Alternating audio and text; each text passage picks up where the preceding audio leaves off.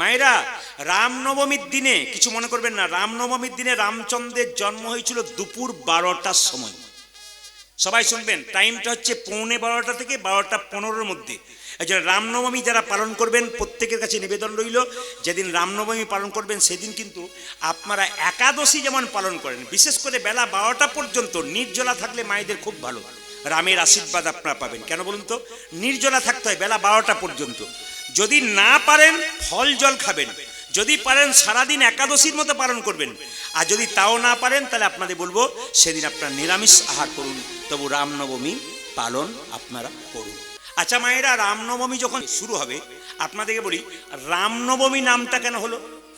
ভগবান রামের জন্ম হলো রামনবমীর দিনে, মানে চৈত্র মাসে শুক্লপক্ষে নবমী তিথিতে ভগবান রামচন্দ্রের জন্ম হলো। শুনবেন, রাজা দশরথের 3টি স্ত্রী ছিল, একটা কৌশল্যা, একটা কৈকেয়ী, একটি সুমিত্রা। বাচ্চা কিন্তু আসছিল না। ঋষসিংহ মুনি বলে একজন মুনি, তিনি দশরথকে বললেন পুত্রষ্টি যজ্ঞ করো, আর সেই যজ্ঞের চরু তোমার স্ত্রীগণ খেলে তোমার স্ত্রীদের গর্ভে সন্তান আসবে। আশ্চর্যের ব্যাপার মায়েরা শুনবেন, কৌশল্যার গর্ভ থেকে যে সন্তান জন্ম নিল, কৌশল্যার দাসী দশরথকে খবর দিল, রাজা মশাই বাধাই হো, বাধাই হো, আজ আপনার ছেলে হয়েছে। 2 ঘন্টা পরে কৈকেয়ীর গর্ভ থেকে একটা ছেলে হলো, তার নাম কি? তার নাম ভরত। রাজা মশাই বাধাই হো, বাধাই হো, আবার একটা ছেলে হলো। 2 দিন পরে সুমিত্রার গর্ভ থেকে লক্ষণ এবং শত্রুঘ্নের জন্ম হলো। শুনলে চমকে যাবেন, রামচন্দ্রের গায়ের রং কালো কুচকুচে। সবাই শুনবেন, রামের গায়ের রং পরিষ্কার নয় কিন্তু মায়েরা, কাঁচা সোনার মতো নয়, ভুল করবেন আপনারা। রামের গায়ের রং একবারে কালো কুচকুচে। আর আমাদের যিনি ভরত জন্ম নিল তারও গায়ের রং কালো কুচকুচে। রাম আর ভরতকে এক জায়গাতে দাঁড় করালে একবারে মনে হবে দুজনের দেখতে ডিটো, একই রকম দেখতে। কিন্তু লক্ষণ শত্রুঘ্ন দুজন সুমিত্রার গর্ভে জন্ম নিল, ওরা দুজন কিন্তু সাদা পরিষ্কার হয়ে গেল। এই জন্য মায়েরা সবাই লক্ষ্য করুন, বশিষ্ঠদেব নাম রাখলেন ছেলের, কি নাম রাখলেন? বশিষ্ঠ মুনি নাম রাখলেন ছেলের কি নাম? বরণ নাম রাখলেন রাম, তারপর ভরত, তারপর লক্ষণ, তারপর শত্রুঘ্ন। এখন আপনারা কীর্তন শুনতে এসছেন, আপনাদের মনে একটু আশ্রয় হয় না বা একটু সন্দেহ হয় না? রামের পরে লক্ষণ বলি, তারপর ভরত শত্রুঘ্ন বলি, অ্যাকচুয়ালি কিন্তু রামের পরে জন্ম ভরতের। তাহলে ভরত মেজো ভাই না, কি বলছেন? মেজো ভাইকে বাদ দিয়ে 3 নম্বর ভাইকে বলা যায়, বড়র পরে বলা যায়। তাহলে রাম ভরত লক্ষণ শত্রুঘ্ন অ্যাকচুয়ালি, কিন্তু আমরা কি বলি? রাম লক্ষণ ভরত শত্রুঘ্ন। তার কারণটা কি? সুমিত্রা দেবী লক্ষণকে বলেছিল, লক্ষণ তুই সব সময় রামের পাশে পাশে থাকবি, রামকে দেখবি, আর শত্রুঘ্ন তুই সব সময় ভরতের পাশে থাকবি। এই জন্য দেখবেন লক্ষণ রামের পাশে পাশে থাকতো, ওই জন্য রাম লক্ষণ ভরতের পাশে শত্রুঘ্ন থাকতো, তাই ভরত এবং শত্রুঘ্ন। এখন মাথায় রাখবেন, এই কথাগুলো জানতে হবে। কৃষ্ণ পুজো করবেন কি না করবেন সেটা আপনার ব্যাপার, ধর্মরাজকে পুজো করবেন কি না করবেন সেটা আপনার ব্যাপার, কিন্তু প্রত্যেকজনের কাছে নিবেদন রইলাম, বাড়িতে 2টো বাবা মা বেঁচে আছে জীবন্ত, এদের 2জনকে আগে পুজো করো। হরি বল। এইদিকে এদিকে এই যে বয়স্ক বাবারা কীর্তন শুনতে এসছে, মায়েরা কীর্তন শুনতে এসছে, প্রত্যেকটি মাকে বলবো, প্রত্যেকটি ছেলেকে বলবো, বাড়িতে 2টো বাবা মা বেঁচে আছে, এই 2জনকে আগে পুজো করুন। এই 2জনকে যে সেবা করতে পারে, গোবিন্দকে ডাকতে হয় না, গোবিন্দ তার বাড়িতে উপস্থিত হয়। যারা এখানে কীর্তন শোনা, যাদের অভ্যাস আছে একটু শুনবেন। মহারাষ্ট্রে একটা মন্দির আছে, বিঠল দেবের মন্দির, অ্যাকচুয়ালি নাম ইটল দেব। তো সেখানে পুণ্ডরিক বলে একজন ভক্ত ছিল পান্ডারপুর গ্রামে। তো কৃষ্ণ পুজো করতো না, গোবিন্দ পুজো করতো না, কোন দেবদেবীর পুজো করতো না। সারাদিন কাজ করার পর সন্ধ্যেবেলায় বাবা মায়ের চরণে তেল দিয়ে দিত। শুনবেন ভালো করে, ওখানে এত শব্দ কেন বাবা? আস্তে, একবারে শব্দ নয়। বাবা মায়ের চরণে তেল দিয়ে দিত সন্ধ্যেবেলায়। প্রতিদিন বাবা মায়ের চরণ সেবা করে বলে একদিন ভগবান শ্রীকৃষ্ণ ছুটে এসে বলছে, পুণ্ডরিক কে? আমি ভগবান, আমার দিকে তাকাও। পেছনে কৃষ্ণ দাঁড়িয়ে আছে। আর পুণ্ডরিক বলে উঠল, আমি তোমার দিকে তাকাবো কি করে? আমি তো আমার ভগবানের সেবা করছি। সবাই তাকাবেন। আমি তো আমার ভগবানের সেবা করছি, আমি তোমার দিকে তাকাবো কি করে? আমি তো আমাকে বসতে দেবে না? আমি ভগবান এসেছি, পুণ্ডরিক যে ইটের উপরে পাথরের উপরে বসছিল না, নি বাবাকে সেবা করছিল, ওটা সরিয়ে দিয়ে বলল এইটাতে বসো। ভগবান বসেই আছে।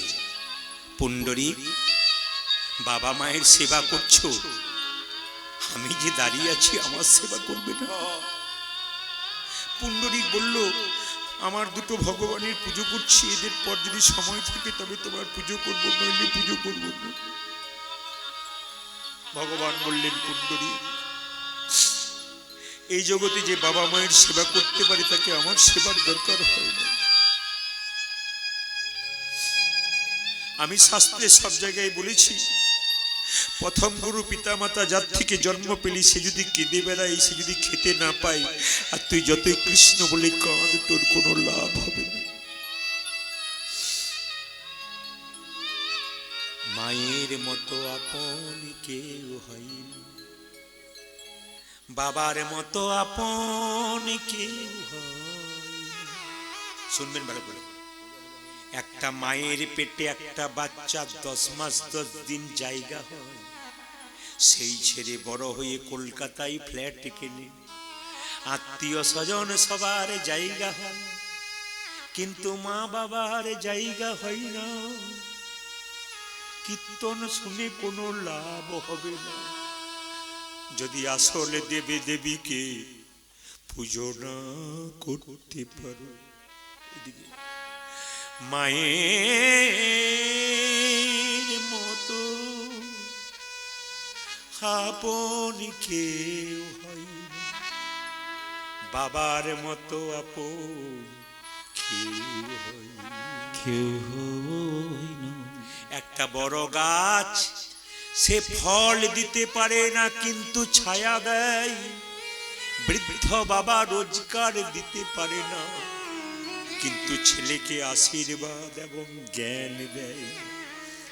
এই বাবা যতদিন বেঁচে থাকবে, বাবা হলো বাড়ির ছাদ, মা হলো খুঁটি, এই দুটো যেদিন চলে যাবে সেদিন বুঝবে তোমার আপন বলতে পৃথিবীতে কেউ না। বীর সিংহ গ্রামে বলে গেলাম, যত কম বয়সী ছেলে আছো, যদি কীর্তন শিক্ষার জিনিস হয়, ভালোবাসার জিনিস হয়, আগে বাবা মাকে সম্মান করো, তবে তোমার সমস্ত কর্ম সফল হবে। নইলে সাময়িক তুমি বড় লোক হবে, কিন্তু সুখ তোমার জীবনে কোনোদিন হবে না। মায়ের মতো আপন কে হয়। সবাই থাকবে। মা যখন বাচ্চাকে কোলে করে নিয়ে খাবার খায়, তখন বাচ্চা কোলেই পায়খানা করে দেয়, মা ওই অবস্থায় খায়। মায়ের কি তুলনা হয়? হ্যাঁ, একটা বাচ্চা মায়ের একটা স্তনে মুখ দিয়েছে, একটা স্তনে বারবার পা দিয়ে ধাক্কা দেয়, তবু মা সন্তানকে কোলে করে নিয়ে বসে থাকে। শীতের রাত্রিতে বাচ্চা মায়ের কোলে শুয়ে থাকে, কাঁথার মধ্যে প্রস্রাব করে দেয়, মা কাঁথা পাল্টে দেয়, আবার প্রস্রাব করে, আবার পাল্টে দেয়, শেষে কাঁথা না পেয়ে মা তার কাপড়টাতে শুয়ে দেয়। ছেলে যখন কাপড়টাতে প্রস্রাব করে ভিজে কাপড়টা নিজের গায়ে নিয়ে বাচ্চাকে বুকের গরম দিয়ে রাখে, এরই নাম মা। যদি এই মাকে তুমি কাঁদাও, তবে তোমার কৃষ্ণ ভজনা করে কোনো লাভ। কয়েকদিন আগে কলকাতার একটা জায়গাতে গান করছিলাম, একজন বৃদ্ধা বুড়ি, আমি যেখানে বাসা তার পাশেই বসে আছে। জিজ্ঞেস করলাম, মাসিমা আপনি বসে আছেন, আপনি খান কি? বলছে, ওই তো আমার দুটো ছেলে, ডান দিকে বড় ছেলে, মা দিকে মেজো ছোট ছেলে, দুটো ছেলে, তারা খেতে দেয় বাবা। বললাম, কতদিন করে দেয়? বলছে 30 দিনে মাস তো, ও 15 দিন দেয়, এ 15 দিন দেয়। বললাম, মাসিমা যেদিন 31 দিন হয় সেদিন কি হয়?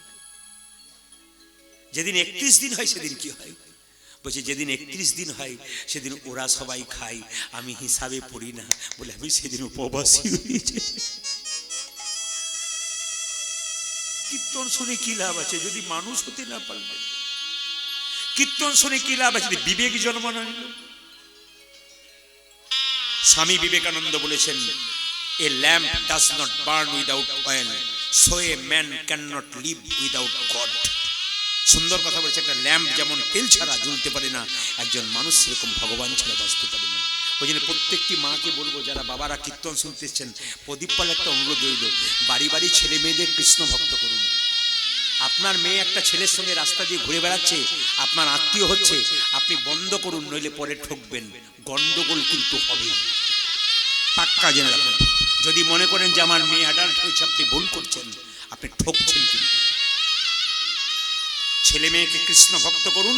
মেয়ে যদি বাইরে যায়, ও যদি প্রত্যেক দিন কৃষ্ণ পুজো করে, খারাপ কাজ করবার আগে বিবেকটা ধাক্কা দেবে, আমি একজন কৃষ্ণ ভক্ত, আমার পথটা যেন ভালো। এরকম ছেলে মেয়ে তৈরি করুন। রাত্রি 12টার সময় ছেলে বাড়িতে ঢুকবে, আপনি তাকে কিছু বলবেন না, না তবে আপনি বাবা মা হতে পারলেন না।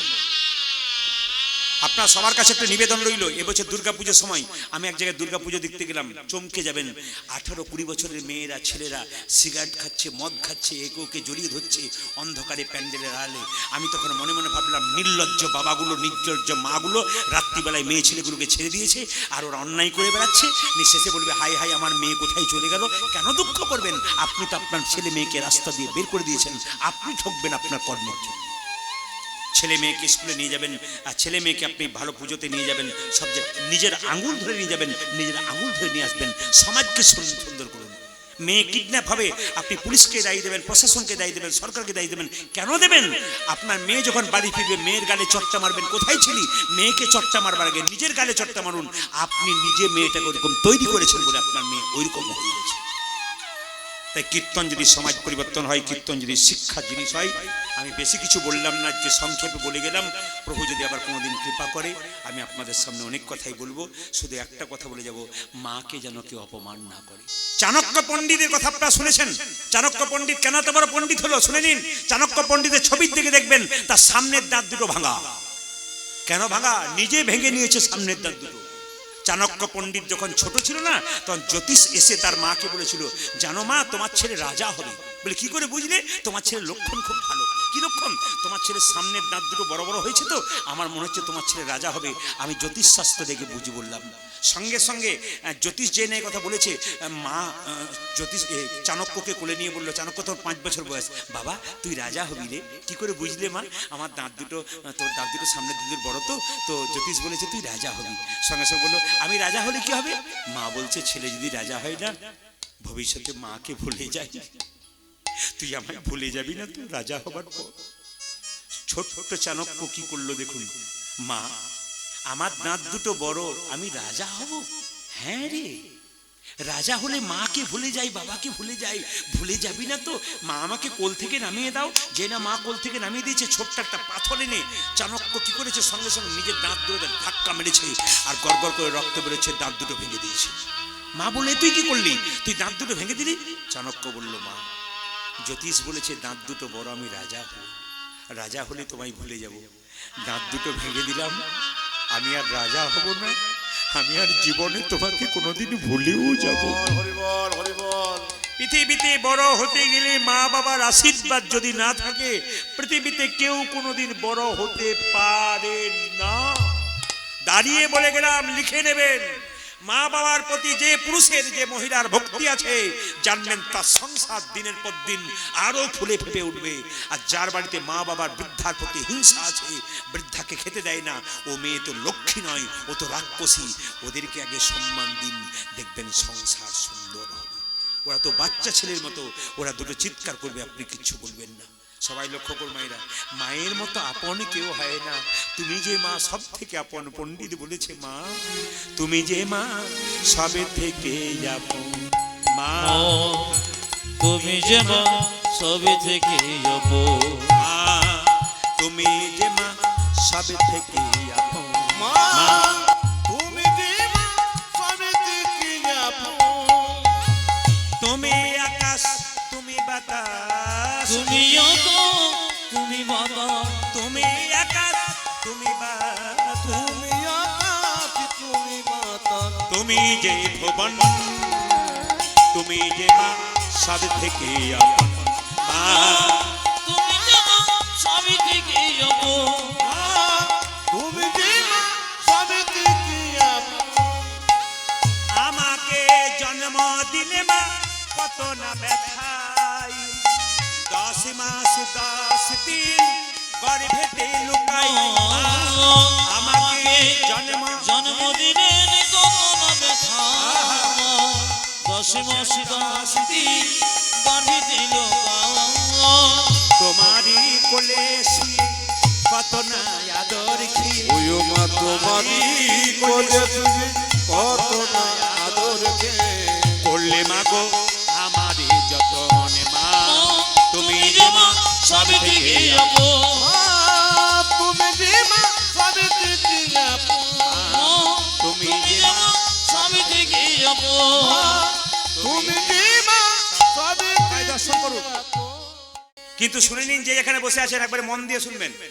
হরি ভক্তি বিলাস পড়ুন, বিভিন্ন গ্রন্থ পড়ুন, দেখবেন পরিষ্কার বলছে। কি বলছে মায়েরা? এই যে আপনারা মাছ মাংস খাচ্ছেন যারা, তারাও মালা পড়তে পারেন, যারা খাচ্ছেন না তারাও পড়তে পারেন। প্রশ্ন করবেন মাছ মাংস খেলে মালা পরা যায়? বলে হ্যাঁ পরা যায়। আর মাছ মাংস না খেলেও পরা যায়। অনেকে বলে মাছ মাংস খেয়ে মালা পরবো, আমার পাপ হবে না মাংস খেলে? আরে বাবা, মাছ মাংস খেয়ে যদি মালা পরেন তাহলে পাপ হয়, আর মালা না পরে যদি মাছ মাংস খান তাহলে পাপ হয় না? দুটোতেই পাপ হয়। বরং ওষুধটা নেন, যদি কিছু কাজে লাগবে তো লাগবে, ওষুধটা পড়ুক, এখানে কাজে লাগবে। যারা মাছ মাংস খান তারা মালা পরবেন, কিন্তু মালাটাকে গলা থেকে ঝুলিয়ে পরবেন। সবাই তাকান, মালাটাকে গলা থেকে ঝুলিয়ে পড়বেন। এই যে আমার আপনারা দেখতে পাচ্ছেন, একটু ভালো করে দেখে নিন। এই যে মালাটা দেখতে পাচ্ছেন, হরে কৃষ্ণ, এই মালাটা যেমন ঝুলিয়ে আছে এতটা, আপনি এতটা ঝুলিয়ে পড়বেন। আর যারা নিরামিষ খান, মালাটাকে কণ্ঠের সঙ্গে লাগিয়ে পড়বেন। শাস্ত্র পরিষ্কার বলছে আপনার মালা উভয়ই পড়তে পারেন, কোনো দুঃখ নেই, কোনো অসুবিধা নেই, মালা পড়বেন। তবু পরিচয় দেবেন আমি একজন হিন্দু বাড়ির মেয়ে, আমি একজন হিন্দু বাড়ির ছেলে। তিলকের কথা যখন বলি, এইদিকে দেখাবেন, তিলকের কথা যখন বলি সবাই তাকাবেন। তিলকের দেখুন দুটো দাগ আছে, আছে না? জোরে বলুন হ্যাঁ না না। সবাই দেখবেন আমার দিকে, দাগ আছে দুটো। এই ডান দিকের দাগটা ব্রহ্মা, পাশের দাগটা কি মহেশ্বর, আর মাঝখানে ফাঁকাটা বিষ্ণু। যার কপালে ব্রহ্মা বিষ্ণু মহেশ্বর আছে তার আবার দুঃখের কি আছে? মা কপালে রাখতে। যদি মনে করেন লোকে আমাকে ঠাট্টা করবে, এটাই তো হিন্দু জাতির সবচাইতে লজ্জার ব্যাপার। আর হিন্দুদের পতন হচ্ছে কেন বলুন তো? আমরা নিজেদের বিবেক জাগাতে পারি না। মালা পড়লে নাকি আমরা ভক্ত হয়ে যাব, যদি আমার ছেলে ঘর থেকে বেরিয়ে যায়, মালা পড়লে সাধু হয়ে যায়, এই চিন্তাতে ছেলেকে কৃষ্ণ নাম করতে অনেক মা দেয় না। কিন্তু জেনে নেবেন, যে মায়ের গর্ভে কৃষ্ণ ভক্ত সন্তান সন্ততি হয়, জানবেন তার গর্ভটা রত্ন গর্ভ। আর যে মায়ের গর্ভে ডাকাত সন্তান হয়, চরিত্রহীন সন্তান হয়, ওই মায়ের গর্ভটা রাক্ষসের গর্ভ। পরিষ্কার জেনে নেবেন, মায়ের আচার বিচারের উপরে সন্তান জন্ম হয়। আমি আগেই বললাম, মাটি যদি হয় খাঁটি তবে সোনার ফসল ফলে। বাবা মা হলো মাটি, বাবা হলো বীজ। যদি মাটি ভালো হয় আর বীজ যদি ভালো হয়, গাছ ভালো হবে না। কি বলেছে? আপনি বাবা হয়ে কীর্তন শুনবেন না, বাবা হয়ে হাত তুলবেন না, হরিবাসরে বসবেন না। আপনার ছেলে তাকিয়ে দেখবে আমার বাবা দিব্যি যুবক ছেলে মতো দাঁড়িয়ে আছে, হরিনামে বসছে না। আপনার ছেলে আপনি হরিনামে বসবে কেন? আপনি কি করে আশা করবেন যে আমার ছেলে হরিনামে বসবে, হরিনাম শুনবে? আপনি তো নিজে আচরণ করতে পারেন না। মহাপ্রভু নিজেই মুখে বলেছেন, আপনি আচরি ধর্ম অপরে শেখাই, আপনি না আচরিলে অপরে শেখানো না যায়। ওই জন্য ভালো করে কীর্তন শুনবেন, আপনার ছেলে মেয়েও কিন্তু শুনবে। মায়েদেরকে বলে কি, তিলক প্রত্যেক দিন পুজো করার সময় করবেন। কিরকম করবেন? সবাই তাকিয়ে নিন এদিকে। আপনারা হাতে জল নেবেন, সবাই তাকান। পুজো করবার সময় সবাই একবারে জেনে নিন, এটা শাস্ত্রে বিধান আছে, জল তিলকের বিধান আছে। আপনি পুজো করবার সময় স্নান করলেন, মন্দিরে গেলেন, একটু হাতে জল নিলেন, জল নিয়ে এই আঙ্গুলে করে যেমন লম্বা করে দুটো দাগ নিতে হয়, ফোঁটা নিতে হয়, আপনি নিয়ে নিলেন জল তিলক। কেউ দেখতে পেল না, কিন্তু তিলক হয়ে গেল। সুযোগটা কিন্তু আজকে করে দিয়ে গেলাম সবাই। শাস্ত্রে বিধান দিয়েছে, যদি কেউ এরকম তিলক না করতে পারে তবে জল তিলক করতে পারে। জলটা হাতে নেবেন, এরকম করে নিয়ে তিলক করে নেবেন, জল তিলক, কিন্তু কেউ দেখতে পাবে না, আপনার কপালে একটা তিলক হয়ে গেল, কিন্তু পুজোটা আপনার পরিপূর্ণ হয়ে গেল। যদি মনে করো ওই তিলক নিতে পারবো না, একটা ফোঁটা নেবো, তাই তুলসী গাছে জল দেওয়ার পর তুলসী গাছের নিচে যে মাটিটা রয়েছে, আপনি এই আঙ্গুলে করে তিলকটা নেবেন। দেখুন, কিছু মনে করবেন না। একজন ব্রাহ্মণ তিনি শুদ্ধ কিনা, তিনি বিচারবোধ আছে কিনা, তার শিক্ষা আছে কিনা ধর্মীয় ব্যাপারে প্রমাণ দেখবেন কি করে? মন্দিরে পুজো করছে, যখন আপনি একটু সিঁদুর খুঁজবেন ফোঁটা করতে, যে আমাকে একটা ফোঁটা দিয়ে দিন তো, তিনি যদি এই আঙ্গুলে সিঁদুর দেন তাহলে বুঝবেন উনি ঠিক পড়াশোনা করেছেন। সবাই তাকান। যদি কোনো ব্রাহ্মণ মন্দিরে পুজো করছে, আপনি তাকে বললেন একটু সিঁদুর দিন তো বাবা কপালে, যদি এই আঙ্গুলে দেন তাহলে বুঝবেন উনি ঠিক ঠিক পড়াশোনা করেছেন, ঠিক ঠিক জেনেছেন। আর যদি আপনার বাড়িতে কেউ মারা যায়, তার কপালে তিলক করে শ্মশানে পাঠাতে হয়, কোন আঙ্গুলে দেবেন? তার জন্য। কথাগুলো মাথায় রাখবেন, জীবনে লাভ হতে পারে যদি আইনে চলতে পারেন। আপনি নিজে যখন নেবেন কোন আঙ্গুলে নেবেন? মধ্যমা। আপনি যখন ভগবান কৃষ্ণের চরণে তুলসী চন্দন দেবেন, অনামিকা। এই আঙ্গুল থেকে কিন্তু গুরুমন্ত্র শুরু হয়েছে। যারা দীক্ষা নিয়েছেন দেখবেন, আমার কথাগুলো বিচার করুন। এই আঙ্গুল থেকে কিন্তু দীক্ষা মন্ত্র শুরু হয়েছে। আপনি ভগবানের চরণে যখন তিলক দেবেন এই আঙ্গুলে দেবেন, ভগবানের কপালে ফোঁটা দেবেন এই আঙ্গুলে দেবেন, এই আঙ্গুলটা টাচ থাকবে। একটা বাতাসা দেবেন এই আঙ্গুল টাচ থাকবে। একটা তুলসী পত্র দেবেন এই আঙ্গুল দুটো টাচ থাকবে। যদি এই আঙ্গুলটা টাচ থাকে তবে আপনার পুজো পাঠ কিন্তু শাস্ত্র অনুযায়ী ঠিক হচ্ছে। অতীব বাস্তব কথাগুলো বলবো, আপনার মন দিয়ে শুনবেন। কিন্তু যিনি মাচাতে হেলতে দুলতে আপনার দরজা দিয়ে গেলেন, তিনি শুধু মরেন নাই, আপনাকে শিখিয়ে দিয়ে গেলেন, আমাকে দেখে শিখে নাও। বলে কি, আমি যেমন হেলতে দুলতে চলে গেলাম, যতই লাফালাফি করো, যতই মস্তানি করো, যতই বাড়ি গাড়ি করো, আমাকে দেখে শিখে নাও, একদিন আমার মতো হেলতে দুলতে নিতাই গৌর হরিবোল বলে চলে যেত। কিন্তু আমরা দেখি তবু বুঝি না। একটু শুনবেন, দেখি তবু বুঝি না। কেন বাবা? না, দেখবেন যেখানে ছাগল কাটা হয়, যারা দেখবেন কসাইখানা ছাগল কাটা হয়, একটা ছাগলকে কেটে চামড়াটা ছুলে দড়ি দিয়ে টেঙ্গে টাঙিয়ে দেয়, আর পাশে একটা ছাগল বসে বসে দিব্যি কাঁঠাল পাতা চিবই। ও জানে না যে এর পরের লাইনটা আমার আছে। আমরা সব কাঁঠাল পাতা চিবানো লোক, শুধু দেখেই যাচ্ছি, বুঝছি না যে এরপরে আমাদেরও টাঙ্গাবে। আর এই যদি বুঝতে পেরেছেন তাহলে চৈতন্য হয়েছে, আর যদি বুঝতে না পেরেছেন তো নিতাই গৌর হরি বলেছেন। আজকে কিন্তু আমি যে লীলাটি গাইব, সবাই শুনবেন, এটি কিন্তু গৌরাঙ্গ মহাপ্রভুর একটি ভক্তের লীলা। আজকে কৃষ্ণের লীলার দিকে যাচ্ছি না, কারণ যেহেতু মন্দির প্রতিষ্ঠা হয়েছে, ওই জন্য মন্দির প্রতিষ্ঠার জন্য এক মন্দিরে ভক্তের কথা আমি আজকে বলবো। প্রথম আপনারা শুনবেন, লীলাটির নাম হচ্ছে ভক্ত রঘুনন্দন। যদি আপনারা বিভিন্ন জায়গায় যাচ্ছেন, আমরা তো বীরভূমে মানুষ, আসতে দেখুন বিদেশ থেকে মানুষ এখানে এসছে। আমি এত জায়গায় কীর্তন করে এসেছি, যখন এখানকার মহিমাটা বলেছি না, বহু মানুষ এখানে এসছে। আমার বাড়ি থেকে আমাকে ফোন করেছে, দাদা চলে এসেছি। বলে কোথায়? আপনার কোথায়? শ্রীখণ্ড। যদি আপনার শ্রীখণ্ডে যান, গোপীনাথের মন্দির দেখেন, সব জায়গায় দেখবেন মায়েরা ভগবানের হাতে বাঁশি আছে, নাড়ু আছে। কিন্তু আশ্চর্যের ব্যাপার, যদি শ্রীখণ্ডে যান, বর্ধমান জেলার শ্রীখণ্ড সামনে, তাহলে দেখতে পাবেন গোপীনাথের হাতে বাঁশি নাই, কি আছে? নাড়ু। এই নাড়ু নয়, পাথরের নাড়ু, আবার গোটা নয়, অর্ধেকটা।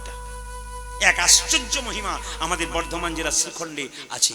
কাটোয়া থেকে যেতে গেলে ওই 10 টাকা 15 টাকা ভাড়া নেয়। নবদ্বীপ থেকে যদি যান 10-15 টাকা ভাড়া নেয়।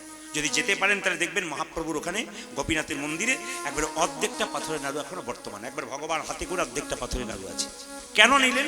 আজকে যে লীলাটি গাইব, লীলার শেষে আপনারা এই প্রসাদ কিন্তু নিয়ে যাবেন। সবার কাছে নিবেদন রইল, এই যে প্রসাদটা রইল, প্রসাদটা নেবেন। প্রসাদটা নিলে লাভ কি হবে শুনে নিন। যদি কেউ রঘুনন্দন লীলাটা পড়াশোনা করেন তাহলে বুঝতে পারবেন যে এই প্রসাদ যদি কোনো মা ভক্তি ভরে, শুনবেন, এই প্রসাদ যদি কোনো মা ভক্তি ভরে তার সন্তানের জন্য নিয়ে যায়, সন্তান যদি খুব চঞ্চল হয়, বৃহস্পতিবার দিন রঘুনন্দনের জন্ম হয়েছে, আপনি বৃহস্পতিবার দিন বাচ্চাকে সকালবেলায় স্নান করিয়ে, 10টার মধ্যে স্নান করিয়ে, আপনি তুলসী গাছে জল দেওয়ার পর একটা তুলসী পাতা আর একটুখানি বাতাসা নিয়ে ছেলের কপালে জয় গোপীনাথ 3 বার বলে ঠেকিয়ে তার মুখে দেবেন। দেখবেন 1 বছরের মধ্যে বাচ্চার চঞ্চলতা দূর হবে, বাচ্চা স্থির হবে, বাচ্চা কৃষ্ণ ভক্ত হবে। যার বাচ্চা প্রচণ্ড চঞ্চল, শুধু মিলিয়ে দেখবেন, আমি আপনাদের গ্যারান্টি দিয়ে গেলাম, যদি ভক্তি ভরে করতে পারেন, আমি কি বলে গেলাম আর আবার বলে দিই, আপনার বাচ্চা যদি খুব চঞ্চল হয়, যদি পড়াশোনাতে মতি না থাকে, খুব চঞ্চল, আপনি একটুখানি বাতাসা, একটা তুলসীপত্র, জয় গোপীনাথ বলে 3 বার দেবেন বাচ্চার কপালে। কি বার বললাম মায়েরা, জোরে বলুন? বৃহস্পতিবার। আপনাদের বৃহস্পতিবার আর বেশি দেরি নেই। আজকে কি বার? আজ তো শনিবার নাকি, শুক্রবার, আর পরে বৃহস্পতিবার হয়ে যাচ্ছে। আপনারা দিতে পারবেন প্রথম থেকে। প্রশ্ন করবেন, প্রদীপবাবু একটা বাতাসা 1 বছর তো চলবে না, একটা বাতাসাতে কি করে চলতে পারে? আপনি একটা বাতাসা নিয়ে যাবেন কাপড়ে কোণে, বাবারা পকেটে নিয়ে যাবেন, নিয়ে গিয়ে বাড়িতে কৌটোতে রাখবেন। 1 কেজি বাতাসা হরির লুট দিয়ে দেবেন বৃহস্পতিবার, ওটা কৌটোতে ভরেই বাতাসা মিশিয়ে দেবেন, ব্যাস। আপনি 1 বছর চালু করুন, আপনার দেখে নিন, 1 বছর পর ফোন করে বলুন আপনার বাচ্চা পরিবর্তন হলো কিনা। হাজার হাজার জায়গা, শুধু পশ্চিমবাংলা নয়, আমি তো পশ্চিমবাংলার প্রত্যেকটি জেলায় জেলায় যাই। আমি আসাম যাই, কোচবিহার যাই, জলপাইগুড়ি যাই, হায়দ্রাবাদ যাই, বোম্বে গিয়েছিলাম 2 বার। আবার লক্ষ্য করুন, আমি বোম্বে গিয়েছিলাম, ত্রিপুরা তো প্রায়ই যাই, পশ্চিমবাংলার বাইরে বিভিন্ন জায়গাতে প্লেনের মাধ্যমে যাই। তো সব জায়গায় দেখতে পাচ্ছি কাতারে কাতারে ভক্ত। কয়েকদিন আগে আমি গিয়েছিলাম একবারে বিশাখাপত্তনম থেকে একবারে রামচন্দ্রের দণ্ডকারণ্য মালকানগিরি, যেখানে আপনি চিন্তা করতে পারবেন না, 200 তাল গাছ ওপরে, পাহাড়ে পাহাড়ে মানুষ বাস করে। গ্রামের নাম নাই, শুধু 1 নম্বর গ্রাম, 2 নম্বর গ্রাম, 3 নম্বর গ্রাম, গ্রামের কোনো নাম নেই, খালি নাম্বার দেওয়া আছে গ্রামে গ্রামে। একটা আসর হচ্ছে, বৃষ্টি হচ্ছে, 15 থেকে 20 হাজার মানুষ কীর্তন শুনছে। ভক্তগণ বলছেন আপনার কীর্তন ইউটিউবে শুনে দেখুন, কাতারে কাতারে ভক্ত এখানে ছুটে আসছে। ওই জন্য আপনাদের কাছে নিবেদন রইল, ভক্ত যদি তৈরি হচ্ছে মহাপ্রভুর কৃপায়, এই প্রসাদ আপনারা শেষে নেবেন। সবার কাছে নিবেদন রইল। প্রথমে প্রস্তাবনা শুরু করি। কি? রঘুনন্দনের জন্মটার কথা একবার বলি। বর্ধমান জেলার শ্রীখণ্ডে দু ভাই, আমি কিন্তু মাঝে মাঝে জিজ্ঞেস করবো কেমন শুনছেন বুঝতে পারবো। বর্ধমান জেলার দু ভাই শ্রীখণ্ডের, বড় ভাইয়ের নাম মুকুন্দ সরকার আর ছোট ভাইয়ের নাম নরহরি সরকার। বড় ভাই কি করে বাবা? বড় ভাই কিন্তু কবিরাজি চিকিৎসা করে, আর ছোট ভাই কি করে? তার সঙ্গে কম্পাউন্ডারি করে। একদিন ছোট ভাই বড় ভাইকে বলছে, দাদা বলে কি একবার নবদ্বীপে সেবাসঙ্গনে গেলে হয় না? তখন দাদা বলছে কি জন্য যাবি?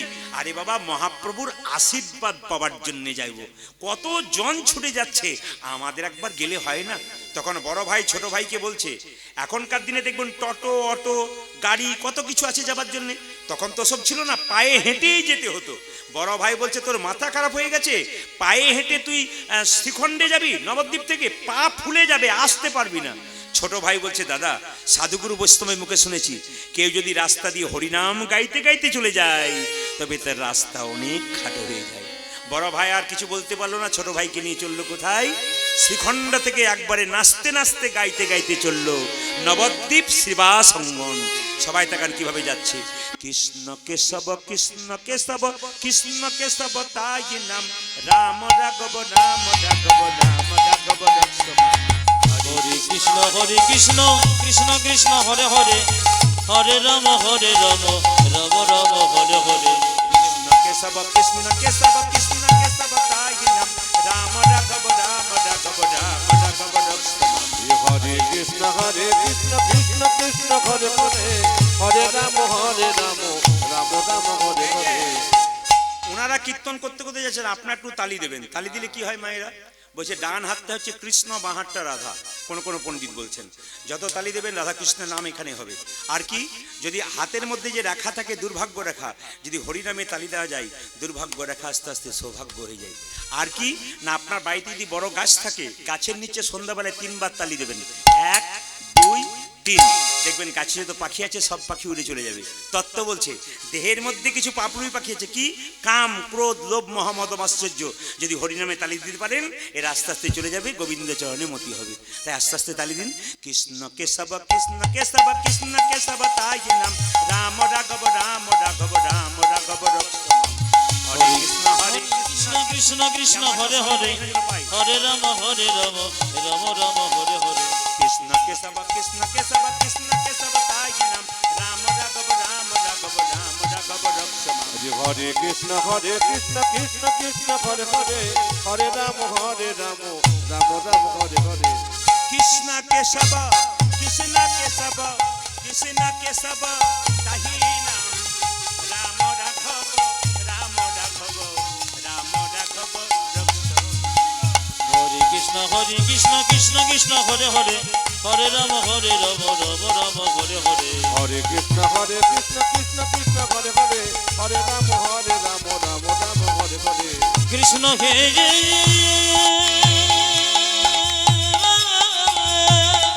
উলধ্বনি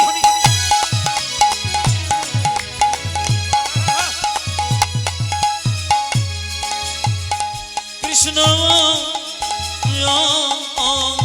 হে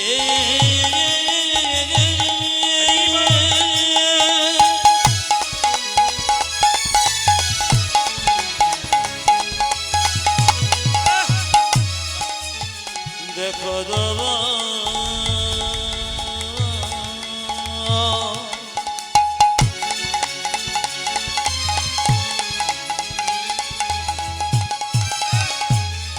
কৃষ্ণ কৃষ্ণ হে কৃষ্ণ হে কৃষ্ণ হে কৃষ্ণ হে কৃষ্ণ হে। একটা সোনার কলসি যতই দামি হোক একজনের কাছে মাথা নিচু করতে, কার কাছে? একটা গ্লাসের কাছে। আপনি কয়েকশো কোটি টাকার মালিক হতে পারেন, যদি গোবিন্দ চরণে মতি না দিতে পারেন আপনার জীবনে কোনো দাম নেই। আপনি সবাই জেনে রাখুন, আপনারা কি একটা কলম যতই দামি হোক তার মধ্যে কালি না থাকলে যেমন কলমের দাম থাকে না, আপনি কয়েকশো কোটি টাকার মালিক হতে পারে, আপনার 10টা কাজ করার লোক থাকতে পারে, কিন্তু আপনার মধ্যে বিবেক বৈরাগ্য না থাকে, ভক্তি না থাকে, আপনাকে মানুষ বলা যাবে না। আপনি পশুকুলে জন্ম নিলে যে অবস্থা আপনার সেই অবস্থা।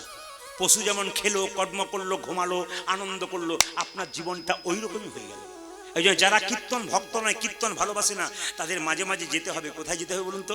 নবদ্বীপ, মায়াপুর, বৃন্দাবন যেতে হবে।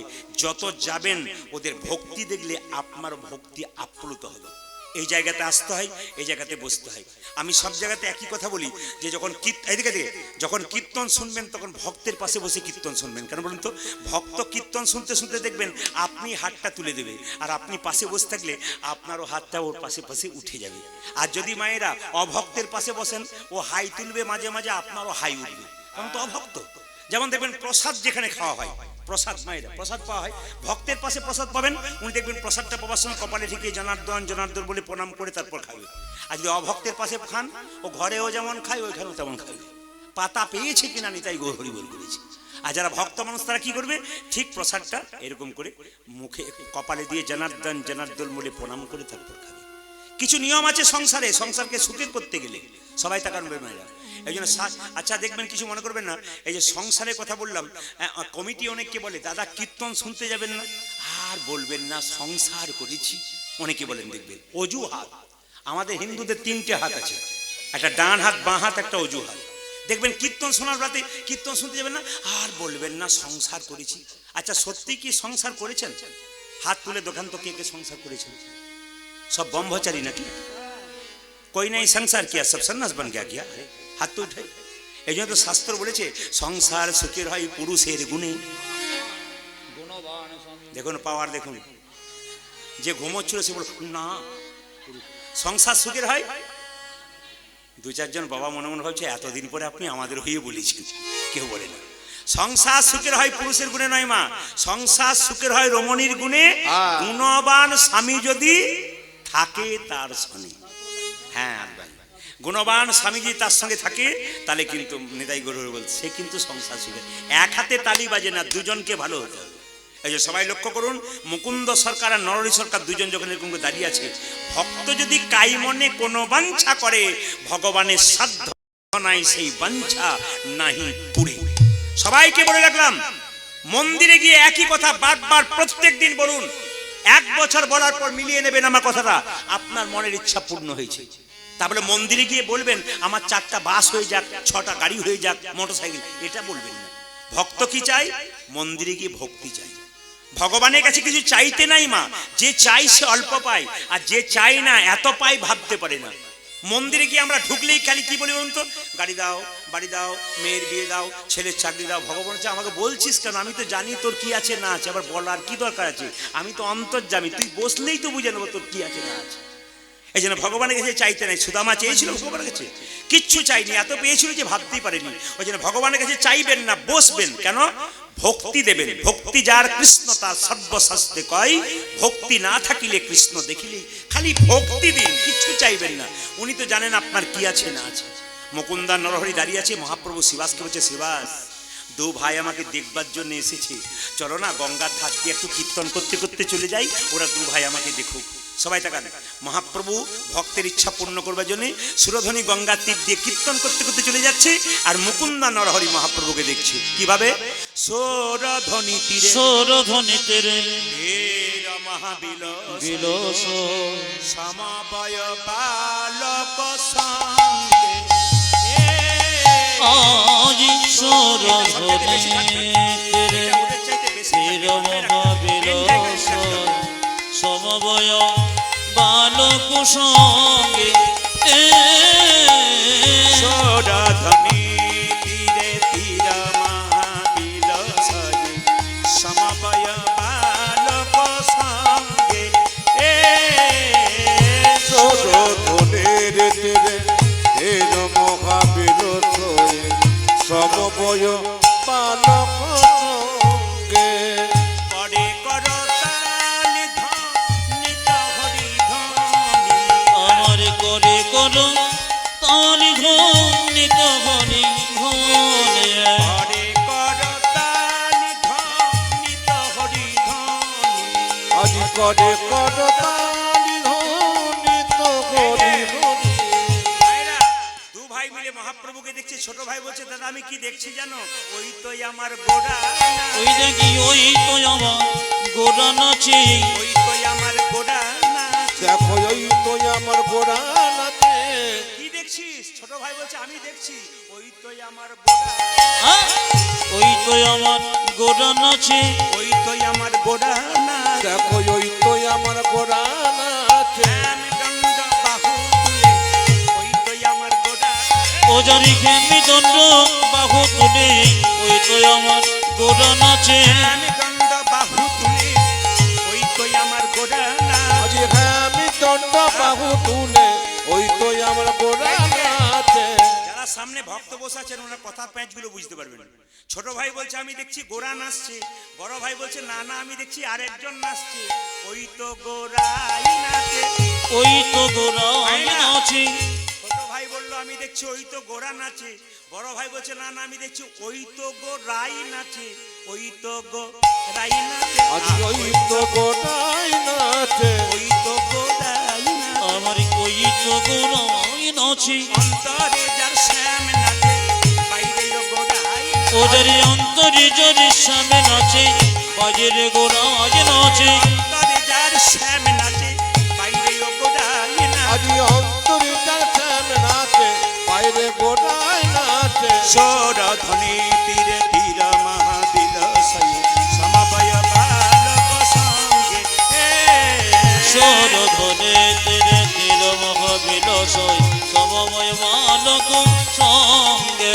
ছোট ধনের তেরে তের মহাবিল সয়ে, সমবয় বালক সঙ্গে।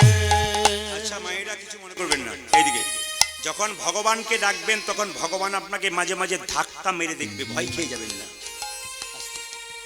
যদি সোনার দোকানে যান বালাকে বিক্রি করতে মালা করবার জন্যে, সোনার দোকানদার পরীক্ষা করে দেখবে সোনার মধ্যে কতটা সোনা আছে কতটা খাদ আছে। যখন ভগবানের মন্দিরে যাবেন গোবিন্দের নাম শুনতে, ভগবান আপনাকে পরীক্ষা করবে তুমি আমার কতখানি হয়ে এসেছো। এই যে আপনারা এতজন কীর্তন শুনতে এসছেন, আপনারা শুনছেন, ভগবান পরীক্ষা করছেন যে তোমরা আমার কতখানি হয়ে এসছো তাই দেখব। দেখুন লক্ষ্য করুন মায়েরা, শ্রীবাস যখন দেখলো দাঁড়িয়ে আছে, মহাপ্রভু বলল প্রভু তাহলে কি করব? শ্রীবাসকে মহাপ্রভু বললো শোনো, ওদের মধ্যে যে ছোট ভাই তাকে বলে দাও সে সারা জীবন আমার সঙ্গে কীর্তন করবে, আমার সঙ্গে সঙ্গেই থাকবে। বলছে বড় ভাইকে কি বলবো? বড় ভাইকে বলে দাও সে আমার 100 জন্ম সঙ্গ পাবে না। ভালো করে শুনলেন তো? এখানে দু ভাই কীর্তন শুনতে এসছে, একজন মহাপ্রভুর কৃপা পেল, একজন পেল না। যে পেল তার তো আনন্দ হবে, যে পাবে না তার কত কষ্ট হবে। তো শ্রীবাস বলছে কি করে বলবো ছোট ভাই কৃপা পাবে বড় ভাই পাবে না? মহাপ্রভু বললো আমি যা বললাম তাই বলে দাও, যে ছোট ভাই তাকে বলে দাও সারা জীবন আমার সঙ্গে কীর্তন করবে, আমার সঙ্গে থাকবে, আর যে বড় ভাই তাকে বলে দাও সে আমার 100 জন্ম কৃপা পাবে না। যেই না শ্রীবাস এসে বলছে এই যে তোমাদের মধ্যে ছোট ভাইকে আমি, কি নাম? আমার নাম নরহরি সরকার। তোমার জন্য প্রভু বলেছে তুই সারা জীবন প্রভুর সঙ্গে থাকবে, মহাপ্রভুর সঙ্গে কীর্তন করবে। বড় ভাই বলছে আমার জন্য কি বলেছে? সঙ্গে সঙ্গে শ্রীবাস বলে তোমার জন্য বলেছে তুমি 100 জন্ম কৃপা পাবে না, 100 জন্ম সঙ্গ পাবে না। যেই না বড় ভাইকে বলেছে উনি বড় ভাই নাচতে শুরু করেছে, জয় গৌর জয় গৌর। শ্রীবাস ভাবছে লোকটার মাথা খারাপ হয়ে গেল বোধ। কেন বলুন তো? যাকে বললো 100 বছর কৃপা পাবে না সে নাচতে শুরু করেছে জয় গৌর জয় গৌর জয় গৌর। শ্রীবাস বলছে হ্যাঁ গো মুকুন্দ, প্রভু তোমাকে বললো 100 জন্ম কৃপা পাবে না, তুমি নাচতে শুরু করেছো গৌর গৌর বলি। আমাকে যদি বলতো তাহলে আমি বিষ খেয়ে আত্মহত্যা করে দিতাম। এ কথা শুনে মুকুন্দ বলছে শোনো শোনো শ্রীবাস, প্রভু যদি বলতো কোনো জন্মে সঙ্গ পাবো না, তাহলে না হয় আমি বিষ খেয়ে আত্মহত্যা করে দিতাম। প্রভু বলেছে 100 জন্ম সঙ্গ পাবো না, 100 জন্ম না হয় গৌর গৌর বলি কেঁদে বেড়াবো। যখন 100 জন্ম পেরিয়ে যাবে 101 জন্মে প্রভুর সঙ্গ পাবো। 101 জন্মে প্রভু সঙ্গ পাবো, 1 জন্মে প্রভুর সঙ্গ পাবো। 101 জন্মে প্রভু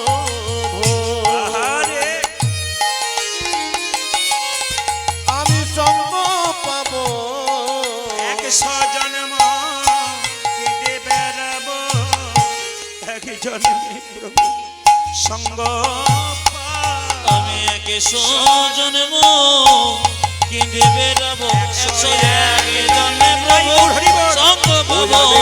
100 জন্ম কেঁদে বেড়াবো, 101 জন্মে প্রভু সঙ্গ পাবো, 100 জন্ম কেঁদে বেড়াবো, 101 জন্মে প্রভু সঙ্গ পাবো। 101 জন্মে প্রভুর সঙ্গ পাবো। মায়েরা বড় ভাই মুকুন্দ সরকার চোখের জলে বসে কাঁদছে। ভগবান সব সইতে পারে বাবা, ভক্তের চোখের জল সইতে পারে না। টোনটা বাড়া জয় নিতাই। ভগবান সব সহ্য করতে পারে বাবা, ভক্তের চোখের জল সহ্য করতে পারে না। শুনবেন ভালো করে, শাস্ত্র বলেছে মদ ভক্ত যত্র গচ্ছন্তি তত্র গচ্ছামি পার্থিব ভক্তানুমনু গচ্ছন্তি মুক্ত স্থিতি বিসহ। আপনারা যারা সাধারণ মানুষ আছেন সংস্কৃত কথার মানে বুঝতে পারলেন না, আমি বুঝিয়ে দিই। বাড়িতে যখন মায়েরা গাভী আছে, গাভীর যখন বাছুর হয়, আপনি গাভীটাকে বেঁধে রাখবেন, বাছুরটাকে ছেড়ে দেবেন। দেখুন গাভীটা কি করে, দড়ি ছিঁড়ে বাছুরের পেছনে ছুটবে। কেন? বাছুরটাকে কেউ যদি কেড়ে নেয়, বাছুরটা খালি বিলে পড়ে যায়, গাভী পাগলের মতো ছুটে। ভক্ত যখন ভগবানকে ডাকতে ডাকতে রাস্তা দিয়ে হরিনাম করতে করতে চলে যায়, ভগবান তার পেছন পেছন গাভীর মতো ছুটে যায় ভক্তকে রক্ষা করার জন্য। এই জন্য বারবার বললো বাবা, ভক্তের যত কষ্ট হয় ভগবানের তার চাইতে বেশি কষ্ট হয়। হরিদাসের অঙ্গে 22 বাজারে বেত্রাঘাত করা হয়েছিল, যত না হরিদাসের অঙ্গে লেগেছিল, মহাপ্রভুর অঙ্গে তার চাইতে বেশি লেগেছিল। মহাপ্রভু বলেছিল, হরিদাস আমার ভক্তকে কেউ যদি আঘাত করে, আমার ভক্তকে খারাপ কথা বলে, ও শুধু ওকে বলে না আমাকে বলে, আমি বড় কষ্ট পাই। তাই আপনার যদি ভক্ত হয়ে যান, একদিন ভগবান দেখবেন আপনার পাশে থাকবে, আপনার ব্যবস্থা অবশ্যই করবে। শাস্ত্রে বলেছে পরিত্রাণায় সাধুনাং বিনাশায় চ দুষ্কৃতাং। ও মায়েরা, দুষ্কৃতদার দুষ্টের দমন এবং শিষ্টের পালনের জন্য মহাপ্রভু এসেছেন। মায়েরা, মুকুন্দ যখন কাঁদছে তখন মহাপ্রভু, বিভাগটা একটু কমাও, মুকুন্দ যখন কাঁদছে তখন মহাপ্রভু ছুটে এসে বলছে, মুকুন্দ তুমি কাঁদছো? হ্যাঁ প্রভু, আমার ভাইকে তুমি কৃপা করলে আর আমাকে তুমি করলে না। মহাপ্রভু একটা সুন্দর কথা বললেন, সবাই শুনে যাবেন, সংসারী ভক্ত যারা আছেন। মহাপ্রভু বললেন, শোনো মুকুন্দ, এ সংসারে যারা বড় ভাই আর বড় বউ হয়, তাদের দায়িত্ব সবচাইতে বেশি হয়। কথাগুলো শুনবেন, এগুলো সব মহাপ্রভুর অমৃত বাণী। যদি কাজে লাগাতে পারেন জীবন সুন্দর হবে। আর যদি মনে করেন ভূতের মতো থাকবো আর ভূতের মতো খাবো আর চালচলন করবো, আপনার ওইরকমই হবে জীবন। কি বললাম, কি বলছে মহাপ্রভু? বলছেন এ সংসারে যারা বড় ভাই আর বড় বউ হয়, তাদের দায়িত্ব সবচাইতে বেশি থাকে। বলে কেন না, বনের মধ্যে বড় বড় গাছ যেমন ছোট ছোট গাছগুলোকে ঝঞ্ঝঞ্ঝা থেকে রক্ষা করে, এই সংসারে যারা বড় ভাই আর বড় বউ হয়, তাদের দায়িত্ব সবচাইতে বেশি থাকে।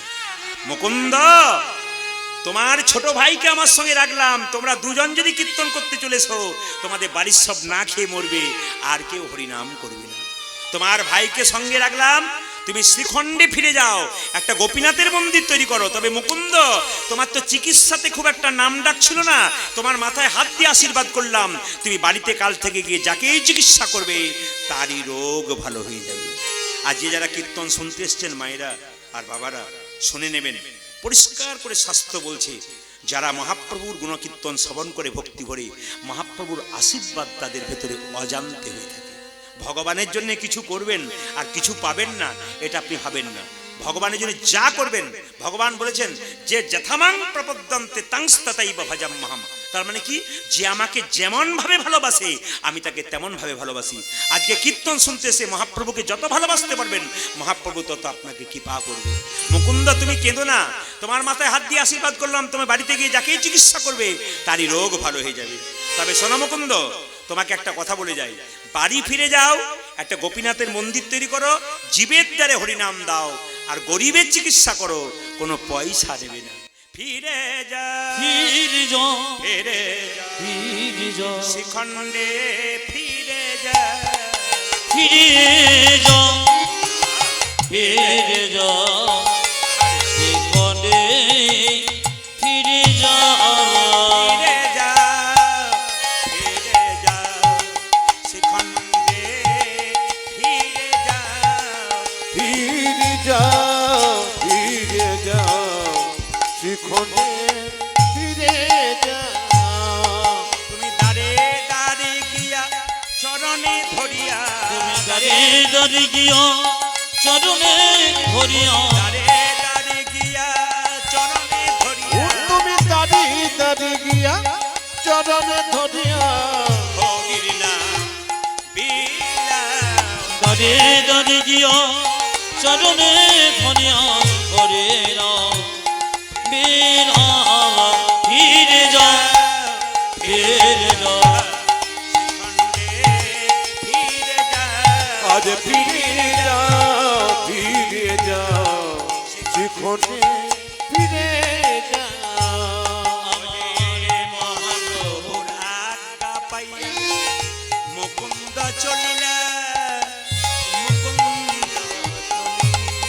আমার মহাপ্রভুর আজ্ঞা পায়া হরে হরে মুকুন্দ চলিল মুকুন্দ চলিল মহাপ্রভুর আজ্ঞা পাইয়া মুকুন্দ চলিলা মুকুন্দ চলিলা আজ মহাপ্রভুর আজ্ঞা পায়া মুকুন্দ চলিলা মুকুন্দ চলিলা শিখণ্ড গ্রামেতে আমি শিখুন্ড গ্রামেতে আসি শিখণ্ড গ্রামেতে আসি কুণ্ড গ্রামেতে আসি উপনীত হইলা উপনীত হইলা আমি শিখুন্ড গ্রামেতে আসি উপনীত হইয়া উপনীত হইয়া বল বল হরি বল হরি বল বল বল হরি বল বল বল হরি বল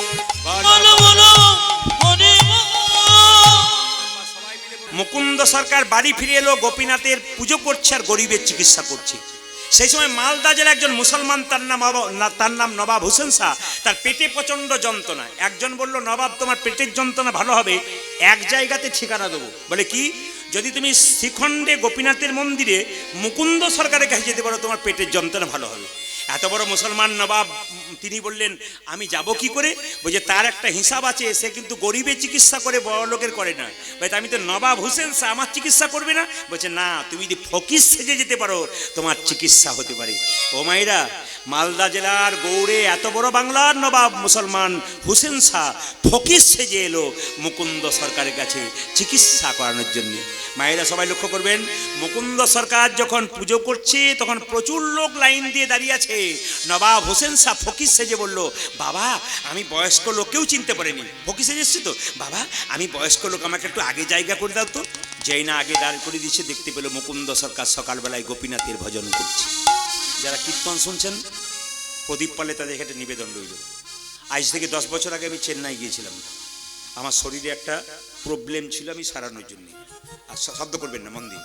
তো চেন্নাই দেখতে পেলাম মায়েরা, যে ডাক্তারবাবুকে আমি চিকিৎসা করাচ্ছি উনি 7টার সময় চলে আসেন। আমি যেখানে বাসা তার একটু দূরেই কিন্তু উনি থাকেন। তো আমি 6টার সময় ওই রাস্তায় পেরোচ্ছি, তখন দেখতে পাচ্ছি ডাক্তারবাবুর বাড়ি থেকে ঘন্টা বাজছে। 6টা বাজছে তখন।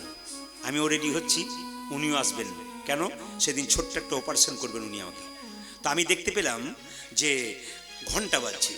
তো ওনার যিনি অ্যাসিস্ট্যান্ট, তাকে জিজ্ঞেস করলাম, ডাক্তারবাবুতে ঘন্টা বাজায় কে? বলছে ডাক্তারবাবু নিজে বসে ভোর 5টার সময় ঘুম থেকে উঠে আগে গোবিন্দের মন্দিরে 1 ঘন্টা পুজো করে, তারপর চিকিৎসা করতে আসে।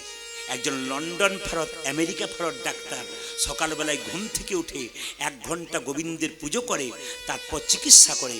আর সবচাইতে লজ্জার ব্যাপার, আমাদের একটু পয়সাপাতি হয়ে গেলে গোবিন্দকে ডোন্ট কেয়ার বলে আমরা ছেড়ে দিই। বলে আমি তো করি, আমি তো খাই, আমাকে কে খাওয়াই? এই হিম্মত ওদের কাছে শিখতে হবে। যারা এখানে শিক্ষিত ব্যক্তি আছেন তারা আমার কথাগুলো হিসাব করবেন। কয়েকদিন আগে চাঁদে গিয়েছিল সুনিতা উইলিয়ামস। জোরে বলুন হ্যাঁ না না। সুনিতা উইলিয়ামস গিয়েছিল চাঁদে। ওই মেয়েটি এত বড় বিজ্ঞানী, যিনি চাঁদে গিয়েছিলেন, সেই মেয়েটার ব্যাগের মধ্যে একটা গণেশের মূর্তি পাওয়া গিয়েছিল আর একটা গীতা পাওয়া গিয়েছিল। এত বড় বিজ্ঞানী যে সে গীতা পড়ে, এত বড় বিজ্ঞানী যে গণেশের আরাধনা করে। ওই জন্য আপনাদের কাছে নিবেদন রইল মায়েরা, যারা উঁচু জায়গায় আছে তারা কি করে দেখালো, আর আমরা শুধু খেলাম, ফেয়ার অ্যান্ড লাভলি মাখলাম, আর একটু বেশ ভালো করে ঘুরে বেড়ালাম, বিয়ে বাড়ি গেলাম, এই তো আমাদের জীবন না। ওই জীবন নয়। যদি আপনাকে জীবনটাকে সুন্দর করতে হয় তবে আপনি সাজুন, ভালো থাকুন, ভালো খাওয়া দাওয়া করুন, কিন্তু আধ্যাত্মিক চৈতন্য যেন থাকে, গোবিন্দের প্রতি ভক্তি যেন থাকে। বৃন্দাবনের প্রেমানন্দ মহারাজের নাম আপনারা শুনেছেন।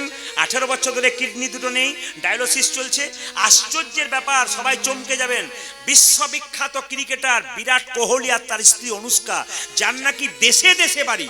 আমাদের 1তলা 4তলা বাড়ি হলে অহংকার হয়ে যায়, আর বিরাট কোহলি বিখ্যাত ক্রিকেটার, তার নাকি দেশে দেশে একটা করে গাড়ি, প্রত্যেকটি দেশে একটা করে বাড়ি, টাকার কোনো হিসাব নাই।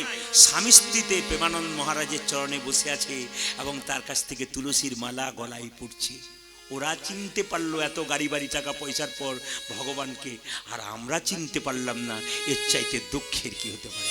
এখনো সময় আছে, চৈতন্য যদি করতে পারেন, ভক্ত যদি হতে পারেন। আমি বারবার বলবো, মা এসেছেন খালি হাতে, যাবেন খালি হাতে, কিন্তু একটা কথা বলে নি, আপনি যার জন্য চিন্তা করছেন এ আমাকে দেখবে, আমাকে ভালোবাসবে, ওই লোকটাই প্রথম আপনার জীবনে বেইমানি করবে। লিখে দিয়ে যান, আপনি লিখে নিয়ে যান। যাকে ভাবছেন ভবিষ্যতে আমাকে দেখবে, ওই লোকটাই প্রথম আপনার সঙ্গে বেইমানি করবে। ওই জন্য বারবার বলবো, সংসারের কর্তব্য আপনি করবেন, যেহেতু সংসার করেছেন, আসল কর্তব্য ভুলবেন না। মুকুন্দ সরকার কীর্তন করছে, আর প্রচুর লোক দাঁড়িয়েছে, নবাবও সামনে দাঁড়িয়ে আছে। মুকুন্দ গাইছার নবাব মনে মনে ভাবছে, মুকুন্দ আমি বুঝতে পারলাম তোমার চিকিৎসা এত কেন ভালো, ভোরবেলায় তুমি গোবিন্দের পুজো করো, তারপর চিকিৎসা করো। মুকুন্দ গাইছে, আমার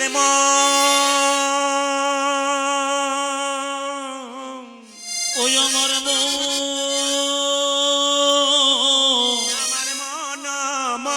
মন্দিরে মদন দাঁড়াবে গো আসি ডাকি। ওই আমার মন্দিরে মদন মোহন দাঁড়াবে গো আসি ডাকি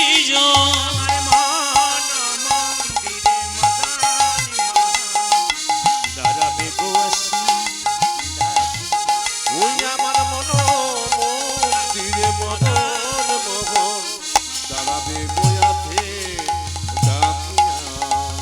কাঁদিয়া কাঁদিয়া তব নাম লইয়া, কাঁদিয়া কাঁদিয়া তব নাম লইয়া, কাঁদিয়া কাঁদিয়া তব নাম লইয়া, কাঁদিয়া কাঁদিয়া তব নাম লইয়া, নয়ন জলে ভাসাইয়া।